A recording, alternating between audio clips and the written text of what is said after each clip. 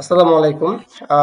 আজকে আমি মেটা অ্যাডস এর এমন একটা টিপস অ্যান্ড ট্রিক্স আপনার সাথে শেয়ার করব, যেটা আপনি অ্যাপ্লাই করে আপনার আইডিয়াল যে অ্যাকুরেট অডিয়েন্স, আপনার যে টার্গেটেড অডিয়েন্স, তার কাছেই আপনার অ্যাডকে পৌঁছে দিতে পারবেন। আমরা সবাই জানি মেটা আন্ড্রয়েড আপডেটের পরে টার্গেটিং কোনো কাজ করে না। এখন কন্টেন্টই হচ্ছে আপনার মেইন টার্গেটিং। কন্টেন্ট অ্যানালাইসিস করে অথবা টেস্টিং করে মেটা এখন অডিয়েন্স আইডেন্টিফাই করে ফেলে। কিন্তু আপনি যদি ওই টিপস ফলো করে অ্যাড দেন, তাহলে কিন্তু আপনার এই টেস্টিং এর ক্ষেত্রে ওই আপনার বাজেটটার ওয়েস্ট হবে না। সেক্ষেত্রে আপনার যেটা মেটাকে বলে দিবেন, ফেসবুককে যেটা বলে দিবেন, ফেসবুক ওইভাবেই আপনার অ্যাডকে ওই ধরনের অডিয়েন্সের সামনেই নিয়ে যাবে। বিষয়টা আমি একটা উদাহরণ দিয়ে বলছি। লেটস সে আপনি একটা পাঞ্জাবি আইটেম নিয়ে কাজ করছেন, যেহেতু সামনে ঈদ। পাঞ্জাবি সেল করার ক্ষেত্রে আপনার দুইটা কনসেপ্ট মাথায় আসতে পারে। নাম্বার ওয়ান হচ্ছে আপনার টার্গেটেড অডিয়েন্স পুরুষ, যারা নিজের জন্য পাঞ্জাবি কিনবে। আর নাম্বার টু হচ্ছে নারীদের টার্গেট করে আপনার কন্টেন্ট রেডি করতে পারেন, যে সে তার হাজবেন্ড অথবা বয়ফ্রেন্ড অথবা প্রিয়জনকে এই ঈদে গিফট করবে। পাঞ্জাবির ক্ষেত্রে এই ২ টা কনসেপ্ট সাধারণত নিয়ে কাজ করা হয়। তো আপনি যদি অ্যান্ড্রোমেটা আপডেট অনুযায়ী কাজ করেন, সেক্ষেত্রে কিন্তু যদি আপনি পুরুষদেরকে শুধু টার্গেট করে বা ব্রড টার্গেটিং ব্রড রেখে আপনি যে পুরুষদের কনটেন্ট দিয়ে যদি অ্যাড চালান, সেক্ষেত্রে শুরুতে দেখবেন 30% টু 25% অ্যাড স্পেন্ড কিন্তু নারীদের ক্ষেত্রেও হবে। সেক্ষেত্রে ফেসবুক এটা দেখবে যে এটা নারীরা আর কি ইন্টারেস্ট আছে কিনা এই ক্ষেত্রে, এটা কিন্তু শুরুতে করবে। আবার সেম যদি আপনি নারীদের কন্টেন্ট নিয়েও যদি আপনি কাজ করেন, সেক্ষেত্রে দেখবেন যে 20 টু 30% অ্যাড কিন্তু পুরুষরাও দেখবে। এক্ষেত্রে কিন্তু আপনার বাজেটটা শুরুতে ওয়েস্ট হলো। সেক্ষেত্রে আপনি কি করতে পারেন? আপনি এই টিপস ফলো করে আপনি মেয়েটাকে বলতে পারেন যে, "না, আমি শুধুমাত্র পুরুষকে আমার অ্যাডকে দেখাতে চাই, অথবা আমি নারীকে শুধুমাত্র আমার অ্যাডকে দেখাতে চাই।" তো এটা আপনি কিভাবে করবেন? সেটাই আমি আজকে আপনাদের সাথে শেয়ার করব।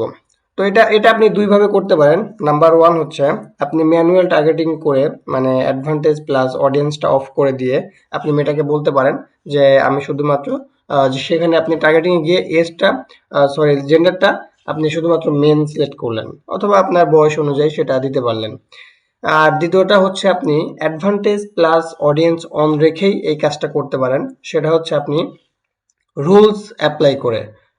ফেসবুক অ্যাডে রুলস নামের একটা ফিচার আছে, সেটা যদি আপনি ইউটিলাইজ করেন, সেটা যদি আপনি ইউজ করেন, সেক্ষেত্রে কিন্তু আপনি শুরুতে যে বাজেটটা ওয়েস্ট হতো, সেটা কিন্তু আপনি এই বাজেটটা ওয়েস্ট কমাতে পারেন। ধরুন আপনি পুরুষদের টার্গেট করে যে টপ কন্টেন্ট তৈরি করেছেন, সেই কন্টেন্ট নিয়ে কাজ করতে যাচ্ছেন, তাহলে আপনি অ্যাড সেট লেভেলে এসে এখানে গিয়ে further limit the rich your ads এখানে ক্লিক করবেন এবং সুইচ সেট আপ। এটা কিন্তু আমরা ম্যানুয়াল টার্গেটিং আগে যেভাবে করতাম সেটা। এটা অ্যাডভান্টেজ প্লাস অডিয়েন্সটা অফ করে করতে হবে।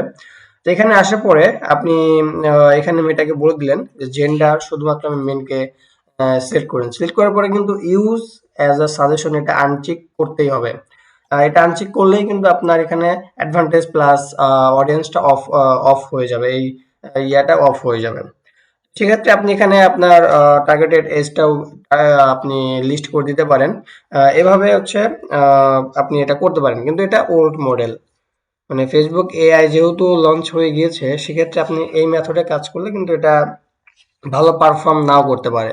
সেক্ষেত্রে আপনি প্রো টিপস সেটা হচ্ছে আপনি অ্যাডভান্টেজ প্লাস অডিয়েন্সকে অন রেখেই এই কাজটা করতে পারেন। সেটা কিভাবে আমি আপনাদেরকে দেখিয়ে দিচ্ছি। তো আমরা অ্যাডভান্টেজ প্লাস অডিয়েন্সকে অন করে দিলাম। অন করে দেওয়ার পরে আপনি যদি একটু উপরের দিকে আসেন, সেটা দেখবেন যে অ্যাপ্লাই এ রুল সেট।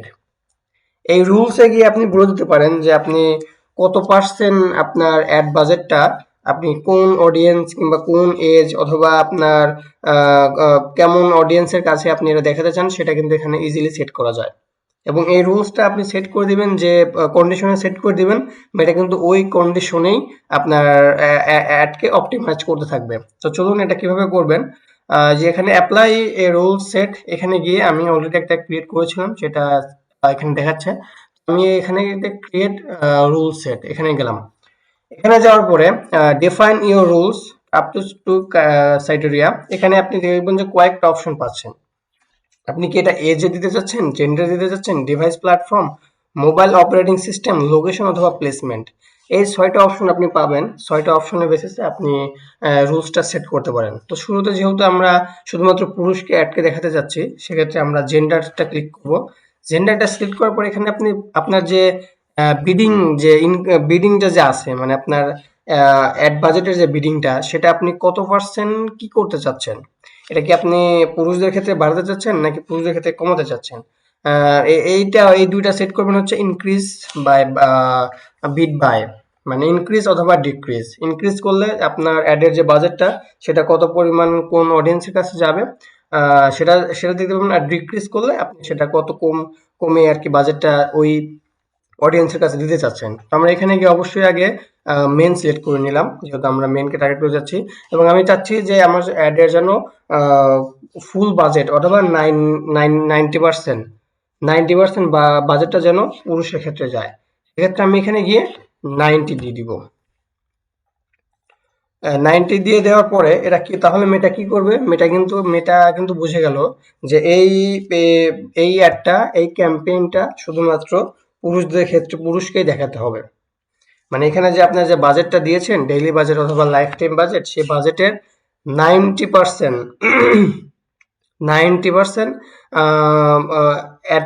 বাজেটটা স্পেন্ড হবে এই এই রুলসের আন্ডারে। তো সেক্ষেত্রে আমি যদি এই রুলসটা দিয়ে দিলাম, দিয়ে দেওয়ার পরে এখানে জাস্ট আমি রুলসে যেগুলো একটা নাম দিলাম, men, only men, only men, only men লিখে আমি এটা নেক্সট করে দিলাম। নেক্সট করে দিলে রুলস সেট নেম আমি ওইটাই দিলাম, অনলি মেন। তাহলে কিন্তু এখানে আরেকবার আপনাকে দেখাবে যে আপনি কি কি করেছেন। এটা গিয়ে আমি এখানে জাস্ট ক্রিয়েট করে দিলাম। তাহলে কিন্তু এই রুলসটা অ্যাপ্লাই হয়ে যাবে। এই রুলসটা অ্যাপ্লাই হয়ে যাবে। তাহলে কি হবে, আপনি যদি শুধু ওই কন্টেন্টটা দিয়েই একটা রান করতেন, সেক্ষেত্রে কিন্তু মেটা শুরুতে আপনার সব ধরনের অডিয়েন্সটাই এটা আপনার হচ্ছে টেস্ট করতো। টেস্ট করে অডিয়েন্সের বিহেভিয়ার ট্র্যাক করে তারপরে ফেসবুক এটা অপটিমাইজ হতো যে কোন ধরনের অডিয়েন্স এই অ্যাডটা থেকে কি বিহেভিয়ার নিচ্ছে, কি অ্যাকশনগুলো নিচ্ছে, সেগুলো কিন্তু মেটা আগে রিসিভ করতো। তারপর হচ্ছে আপনার অ্যাডকে অপটিমাইজ করতো। সেক্ষেত্রে ১ থেকে ২ দিন কিন্তু সময় যেত এবং সে সাথে বাজেটটা ওয়েস্ট হতো। কিন্তু আপনি যদি এই রুলসটা এপ্লাই করে দেন, আপনি যদি আপনার আইডিয়াল কাস্টমারকে অলরেডি আইডেন্টিফাই করে ফেলেন যে আমার অডিয়েন্সটা কে হতে পারে, সেক্ষেত্রে কিন্তু আপনি এভাবে কাজ করে দেখতে পারেন। অবশ্যই আপনি এটা আগে টেস্ট করবেন, টেস্ট করে দেখবেন, ছোট বাজেটে টেস্ট করে দেখবেন যে আপনার অ্যাকাউন্টে এটা পারফর্ম করে কিনা। কারণ সব ধরনের অ্যাড অ্যাকাউন্টের সব ধরনের ফিচার কিন্তু অ্যাকুরেট কাজ করে না। এটা অবশ্যই আগে আপনি শুরুতে টেস্ট করবেন। আর এটা সাধারণত আমি ইউজ করি হচ্ছে একটা অ্যাড টেস্টিং এর পরে যখন আমরা স্কেল করি তখন কিন্তু এই রুলসটা আমি অ্যাপ্লাই করে থাকি। সেক্ষেত্রে দেখা গেল যে আমি পূর্বের যে টেস্টিং অ্যাডটা ছিল সেই অ্যাডটা আমি অ্যানালাইসিস করে অ্যাডটা আমি ভালো করে অবজার্ভ করে দেখি যে কোন ধরনের অডিয়েন্স কে বেশি অর্ডার করছে, বা আমার যে ডিজায়ার গোল, যে কোন ধরনের অডিয়েন্স, কোন এজের অডিয়েন্স, অথবা কোন প্লেসমেন্টের অডিয়েন্স, মানে কোন কান্ট্রির অডিয়েন্স বেশি বেশি এই অ্যাড থেকে আমার গোলটা ফিল আপ করে দিচ্ছে। আমি সেটা আগে আইডেন্টিফাই করে এখানে গিয়ে রুলসটা আমি সেট করে দিই। সেক্ষেত্রে কি হয়, আমি যেহেতু অলরেডি জানলাম যে আমার এই কন্টেন্টটা, আমার এই অ্যাডটা কোন ধরনের অডিয়েন্স অথবা কে বেশি বেশি ইংগেজ হচ্ছে, কে বেশি আমার ডিজায়ার গোলটা ফিল আপ করে দিচ্ছে, সেটা কিন্তু আমি ওই টেস্টিং অ্যাড থেকে বুঝে যাওয়ার পরে যে যে ধরনের অডিয়েন্সের ক্ষেত্রে আমার এই অ্যাডটা ভালো পারফর্ম করে, সেই ধরনের অডিয়েন্সের রুলসটা আমি এখানে গিয়ে সেট করে দিই। তাহলে কি হলো, আমার এখানে অ্যাডভান্টেজ প্লাস অডিয়েন্সটা অন থাকলো, মেটা এআইও কাজ করার সুযোগ পেল। সেই সাথে আমার হচ্ছে আমার রুলসটা আমি যেহেতু দিয়ে দিয়েছি, তাহলে ফেসবুক ওইভাবেই এই ক্যাম্পেইনটা অপটিমাইজ করার চেষ্টা করবে। তো আই হোপ আপনারাও এই রুলসটা অ্যাপ্লাই করে দেখতে পারেন আপনাদের ক্ষেত্রে এটা কেমন কাজ করে। তো এই ছিল আজকের ভিডিও। আশা করি আপনারা সবাই উপকৃত পেয়েছেন। আসসালামু আলাইকুম।